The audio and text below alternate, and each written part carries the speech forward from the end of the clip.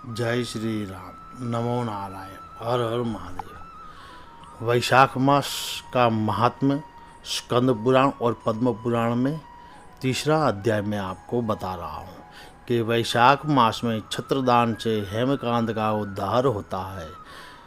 नारायणं नमस्कृत्यं नरचैवं नरोत्तमं देवी सरस्वती व्यासं ततो जयमुदीरयेत। नारद जी कहते हैं कि एक समय वैदेही राज जनक के घर दोपहर के समय श्रुतदेव नाम के विख्यात एक श्रेष्ठ मुनि पधारे, जो वेदों के ज्ञाता थे।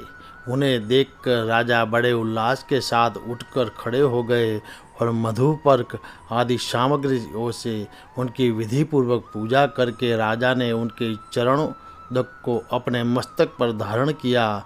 इस प्रकार स्वागत सत्कार के पश्चात जब वे आसन पर विराजमान हुए, तब वैदेही राज के प्रश्न के अनुसार वैशाख मास के महात्मा का वर्णन करते हुए वे इस प्रकार बोले कि श्रुतदेव जी ने कहा कि हे राजन, जो लोग वैशाख मास में धूप से संतप्त होने वाले महात्मा पुरुषों के ऊपर छाता लगाता है, उन्हें अनंत पुण्य की प्राप्ति होती है। इस विषय में एक प्राचीन इतिहास का उदाहरण दिया करते हैं।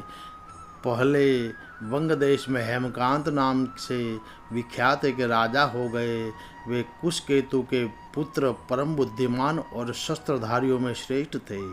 एक दिन वे शिकार खेलने में आसक्त होकर एक गहन वन में जा घुसे। वहाँ उनके अनेक प्रकार के मृग और वराह आदि जंतुओं का मारकर जब वे बहुत थक गए, तब वे दोपहर के समय मुनियों के आश्रम पर आए। उस समय आश्रम पर उत्तम व्रत का पालन करने वाले शतर्ची नाम वाले ऋषि समाधि लगाए बैठे थे, जिन्हें बाहर के कार्यों का कुछ भी ज्ञान नहीं होता था। उन्हें निश्चल देख राजा को बड़ा क्रोध हुआ और उन्होंने उन महात्माओं को मार डालने का निश्चय किया। तब उन ऋषियों के 10,000 शिष्यों ने राजा को मना करते हुए कहा, ओ खोटी बुद्धि वाले नरेश, हमारे गुरु लोग इस समय समाधि में स्थित है। बाहर कहाँ क्या हो रहा है इसको नहीं जानते, इसीलिए इन पर तुम्हें क्रोध नहीं करना चाहिए। तब राजा ने क्रोध से विह्वल होकर शिष्यों से कहा, हे द्विज कुमारों, मैं मार्ग से थका मांदा यहाँ आया हूँ, अतः तुम ही लोग मेरा आतिथ्य करो। राजा के ऐसा कहने पर वे शिष्य बोले, हम लोग भिक्षा मांगकर खाने वाले हैं। गुरुजनों ने हमें किसी के आतिथ्य के लिए आज्ञा नहीं दी है। हम सर्वथा गुरु के अधीन है, अतः तुम्हारा आतिथ्य हम कैसे कर सकते हैं।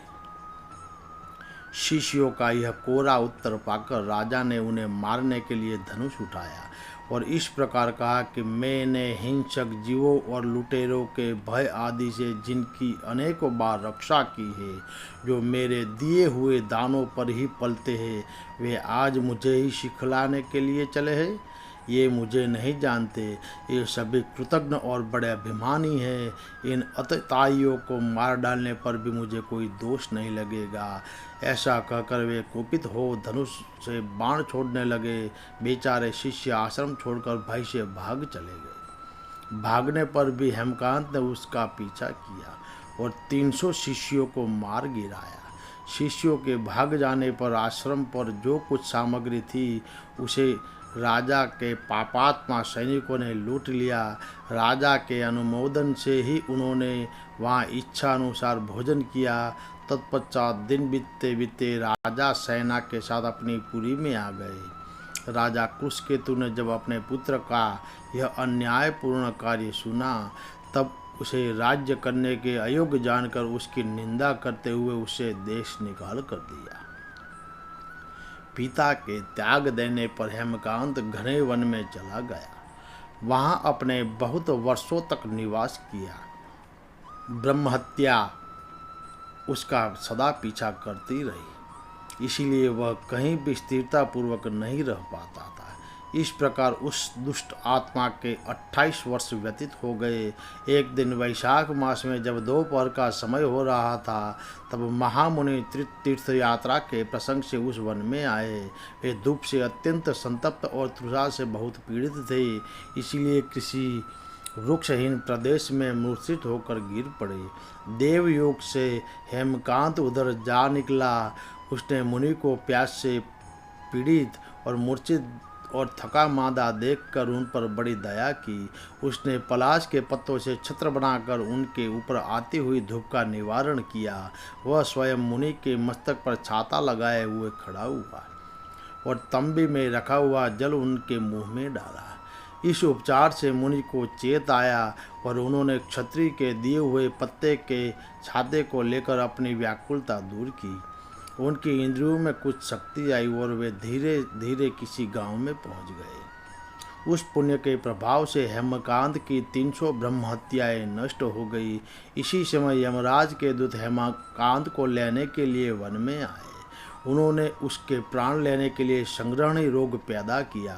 उस समय प्राण छूटने की पीड़ा से छटपटाते हुए हेमकांत ने 3 अत्यंत भयंकर यमदूतों को देखा, जिनके बाल ऊपर की ओर उठे हुए थे। उस समय अपने कर्मों को याद करते हुए वे चुप हो गया।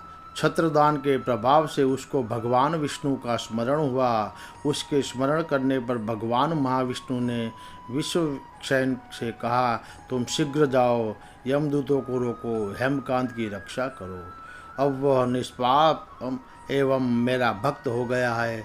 उसे नगर में ले जाकर उसके पिता को सौंप दो। साथ ही मेरे कहने से कुशकेतु को यह समझाओ कि तुम्हारे पुत्र ने अपराधी होने पर भी वैशाख मास में छत्रदान करके एक मुनि की रक्षा की है, अतः वह पाप रहित हो गया है। इस पुण्य के प्रभाव से वह मन और इंद्रिय अपने वश में रखने वाला, दीर्घायु, शूरता और उदारता आदि गुणों से युक्त तथा तुम्हारे समान गुणवान हो गया है। इसीलिए अपने इस महाबली पुत्र को तुम राज्य का भार संभालने के लिए नियुक्त करो। भगवान विष्णु ने तुम्हें ऐसी ही आज्ञा दी है। इस प्रकार राजा का आदेश देकर हेमकांत को उनके अधीन करके यहाँ लौट आओ। भगवान विष्णु का यह आदेश पाकर महाबली विश्वक्षेन ने हेमकांत के पास आकर यमदूतों को रोका और अपने कल्याणमय हाथों से उसके सब अंगों में स्पर्श किया। भगवंत के स्पर्श से हेमकांत की सारी व्याधि क्षण भर में दूर हो गई। तदनंतर विश्वक्षेन उनके साथ राजा की पुरी में गए। उन्हें देखकर महाराज कुशकेतु ने आश्चर्ययुक्त हो भक्ति भावपूर्वक मस्तक झुकाकर पृथ्वी पर साष्टांग प्रणाम किया और भगवान के पार्षद का अपने घर में प्रवेश करवाया। वहाँ नाना प्रकार के स्तोत्रों से उनकी स्तुति तथा वैभव से उनका पूजन किया। तत्पश्चात महाबली विश्वक्षेन ने अत्यंत प्रसन्न होकर राजा को हेमकांत के विषय में भगवान विष्णु ने जो आदेश दिया था वह सब कर सुनाया। उसे सुनकर कुशकेतु ने पुत्र को राज्य पर बिठा दिया और स्वयं विश्वक्षेन की आज्ञा लेकर उन्होंने पत्नी सहित वन को प्रस्थान किया। तदनंतर महामुनि विश्वक्षेन हेमकांत से पूछकर और उनकी प्रशंसा करके श्वेतद्वीप में भगवान विष्णु के समीप चले गए। तब से राजा हेमकांत वैशाख मास में बताए हुए भगवान की प्रसन्नता को बढ़ाने वाले शुभ धर्मों का प्रतिवर्ष पालन करने लगे। वे ब्राह्मण भक्त, धर्मनिष्ठ, शांत, जितेंद्रिय, सब प्राणियों के प्रति दयालु और संपूर्ण यज्ञों की दिशा में स्थित रहकर सब प्रकार की संपदाओं से संपन्न हो गए। उन्होंने पुत्र, पौत्र आदि के साथ समस्त भोगों का उपभोग करके भगवान विष्णु का लोक प्राप्त किया। वैशाख सुख से साध्य अतिशय पुण्य प्रदान करने वाला है। पाप रूपी इंद्रधन को अग्नि की भांति जलाने वाला, परम सुलभ तथा धर्म, अर्थ, काम, मोक्ष चारों पुरुषार्थों को देने वाला है। ये स्कंद पुराण का अध्याय है। ओम नमो नारायण। हर हर महादेव। जय श्री राम।